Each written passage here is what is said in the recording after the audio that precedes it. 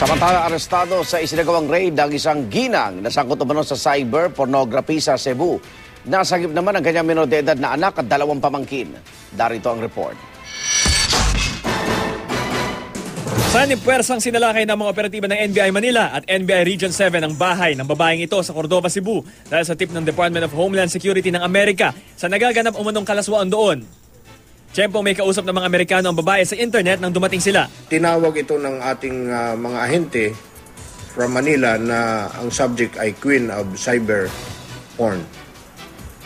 Ibig sabihin, isa siya sa pinakamalaking target o nag-exploit ng mga minors. Nasagip sa bahay ang 13 anyos na anak ng babae ng suspect, ang 14 anyos na pamangking babae at 17 anyos na pamangking lalaki.